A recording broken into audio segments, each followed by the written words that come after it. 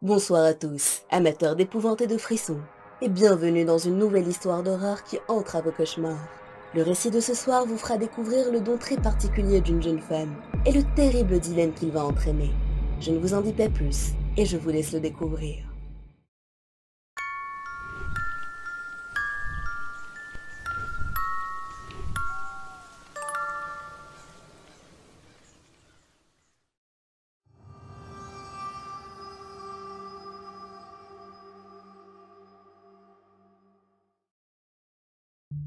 Oui, je peux voir les auras des gens.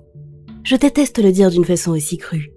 Ça me fait ressembler à un médium qui feint d'avoir des capacités paranormales pour duper les gens et se faire un salaire.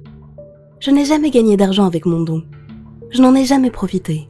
Et jusqu'à aujourd'hui, je n'en avais jamais parlé à personne. Mais je les vois vraiment. Et je commence à considérer cette capacité davantage comme une malédiction qu'un don. J'ai mes raisons pour penser ceci, je vous assure. Il n'y a pas de happy end à cette histoire. Mon don se manifeste d'une manière simple. Je vois une lumière diffuse autour des gens, tout le monde. Et dans cette lumière, je peux voir leur moralité. Plus elle est brillante et translucide, meilleure est la personne. Plus elle est opaque et sombre, plus elle est mauvaise. Terne et partiellement translucide sont celles qui sont moralement ambiguës. Pour simplifier les choses, c'est de ces trois façons-là que je les décris. Sombre signifie mauvais, brillant signifie bon. Terne est quelque chose entre les deux. C'est étrange, j'ai toujours considéré les gens avec des auras grises ternes comme des arbitres, des médiateurs, des personnes entre deux, qui ne sont ni bonnes ni mauvaises, et qui auront toujours des décisions difficiles à prendre. J'étais encore une enfant quand j'ai pris conscience de mon don. Il ne m'a pas fallu longtemps pour comprendre que les auras les plus brillantes étaient les plus gentilles avec moi, les plus altruistes. Même si mes parents étaient tous les deux de bonnes personnes, l'aura de mon père était un peu plus brillante que celle de ma mère. Il était toujours beaucoup plus patient et compréhensif qu'elle. À l'école, il était clair pour moi que les enseignants et les camarades de classe avec une aura plus brillante étaient généralement plus amicaux et compatissants. Les auras sombres étaient le stéréotype des bagarreurs et persécuteurs. Je dirais que c'est aux alentours de mes 8 ans que j'ai pleinement réalisé que j'avais un don que la majorité des personnes ne possèdent pas, que possiblement personne ne possédait. Par curiosité, j'avais visité quelques sites et lu des articles sur les médecines alternatives qui traitent de la lecture de l'aura. Mais je crois que la vaste majorité de ce que j'y ai lu n'est qu'un ramassis de bêtises. Je pense malgré tout qu'il y a au moins quelques autres personnes dans le monde qui partagent ma capacité. Je ne veux donc pas discréditer complètement ces gens. C'est juste que pour moi, ça ne marche pas du tout de la manière qu'ils décrivent. J'ai rendu visite à plusieurs lecteurs d'aura et médiums. La plupart d'entre eux avaient des auras ternes ou sombres, et je suis certaine qu'ils ne partagent pas mon pouvoir. Je ne dis pas que tous les médiums sont mauvais, loin de là. J'en ai rencontré quelques-uns avec des auras très brillantes. Ils n'ont pas réussi à me convaincre de la réalité de leurs dons, mais au moins, ils ne profitaient pas de la naïveté des gens et faisaient ça pour les aider. Vous devez comprendre, si je vous raconte tout ceci, c'est pour pouvoir vous parler d'un événement terrifiant que je suis en train de vivre. Mais avant d'en arriver là, il y a encore plusieurs choses que j'ai besoin de vous expliquer. J'imagine que beaucoup d'entre vous êtes curieux de savoir quel type d'aura est le plus commun. Je suis heureuse de vous dire que la plupart des gens se situent entre terne et brillant. Je rencontre très rarement des auras sombres. Ceci n'est pas scientifique, et je n'ai pas fait le tour du monde en faisant des tableaux et des graphes. Mais j'estimerais que 60% des gens ont des auras plutôt brillantes. Environ 25% sont des auras ternes, ce qui laisse à peine 15% d'auras plus ou moins sombres. Je répète, ce ne sont que des estimations. Quelle est la différence précise entre, disons, brillant et terne ? Je n'en ai pas la moindre idée. Mais soyez rassurés, il y a beaucoup plus de brillants dans le monde que de sombres. Ce dont je voudrais parler ensuite, ce sont les enfants. Je peux voir l'aura d'une personne dès la naissance, et je n'ai jamais rencontré d'aura qui ait changé à travers les années.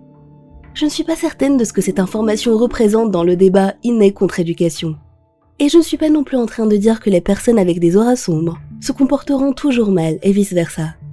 Une personne avec une aura brillante peut être venue au monde dans des conditions horribles, mal tourner, se droguer, puis se tourner vers le vol pour nourrir son addiction. Je pense que la différence est qu'un voleur à l'aura brillante, ayant reçu une terrible éducation, pourrait effectivement cambrioler quelqu'un, mais il ne ferait jamais de mal à quelqu'un volontairement pendant l'action. Un voleur à l'aura sombre pourrait tuer quelqu'un sans la moindre hésitation. Autre remarque intéressante. J'ai découvert que le ratio sombre, terne, brillant était similaire partout. Que ce soit dans une église ou pendant un concert de métal, il y avait toujours ce même ratio de 65, 25 et 15%. Une fois, j'ai eu l'occasion de visiter une prison fédérale, et j'ai été choquée de voir que la moitié des prisonniers avaient des auras brillantes. J'ai dû y aller en personne pour vérifier, car je ne peux pas voir les auras sur les photos, vidéos ou même miroirs. Je peux seulement les voir dans la vraie vie. Je ne peux même pas voir la mienne. Je suppose et j'espère que je me situe du côté brillant, mais je ne peux pas la voir. La personne la plus brillante que j'ai jamais vue travaillait en tant qu'assistante sociale. Elle brillait tellement qu'il était difficile pour moi ne serait-ce que de la regarder. Vu comment les gens se comportaient en sa présence, je pense que tout le monde pouvait inconsciemment sentir sa bonté. Tout le monde l'aimait. Elle avait donné son rein à une personne qu'elle connaissait à peine. Elle avait adopté un enfant handicapé. Elle reversait la plupart de l'argent qu'elle gagnait à des œuvres de charité. Et encore, c'est juste la partie dont j'ai entendu parler. Cette femme brillait tellement qu'elle m'effrayait. C'était effrayant que quelqu'un puisse être aussi bon. Mais c'était loin d'être aussi effrayant que son opposé, la personne la plus sombre que j'ai jamais vue. J'avais 20 ans à l'époque et je sortais d'une boîte de nuit. Il était 2h du matin.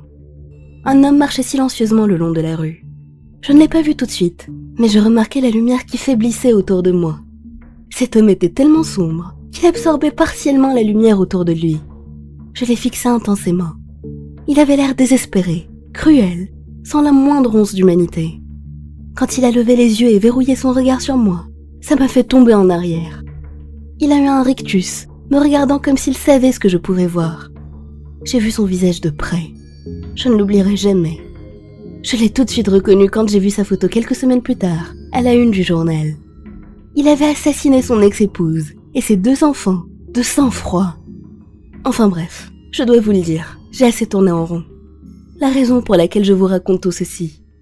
Je suis tombée amoureuse il y a 1 an de cela. Il n'avait pas l'aura la plus brillante que j'ai pu voir, mais il n'était assurément ni sombre, ni même terne. Il était magnifique. Son sens de l'humour, son esprit, son... tout. C'était l'homme de mes rêves. Je ne lui ai jamais parlé des auras que je pouvais voir. Je pourrais continuer à vous le décrire encore plus, mais ce n'est pas une histoire d'amour que je vous raconte. L'important à retenir, c'est ceci. Nous sommes tombés amoureux. Je suis tombée enceinte. Nous nous sommes mariés. Nous étions heureux. Nous étions tellement heureux. Je me rappelle le soir de l'accouchement, les contractions de plus en plus douloureuses et rapprochées. Quand il m'a conduite à l'hôpital, stressée comme jamais et pestant contre la circulation pas assez fluide à son goût. L'arrivée à la maternité, l'installation en urgence, la douleur intolérable, et puis finalement, l'arrivée du bébé. Mon bébé. Je me rappelle du docteur, avec son sourire attendri. Il m'a tendu mon fils. Et toute la lumière dans la chambre s'est dissipée. Ce n'est pas possible, je me rappelle avoir murmuré. Le docteur l'a mis entre mes bras. Les ténèbres autour de mon fils étaient tellement absolues que je pouvais à peine le discerner dedans. C'était le néant. Il était tellement sombre que le monde pouvait à peine exister autour de lui. Je n'avais jamais rien vu de tel. J'ai commencé à sangloter. Je pense que mon mari et le docteur ont pensé que c'était des larmes de joie. Mais ça n'en était pas. Dieu sait que ça n'en était pas. J'ai repensé à l'aura de l'homme qui avait assassiné sa famille. C'était l'aura la plus sombre que j'avais vue à l'époque. Mais l'aura entourant mon fils est 100 fois plus sombre, 1000 fois plus sombre. Et qu'est-ce qui pourrait être 1 millier de fois pire que d'assassiner sa famille entière? Ça fait 2 jours. Je suis rentrée à la maison.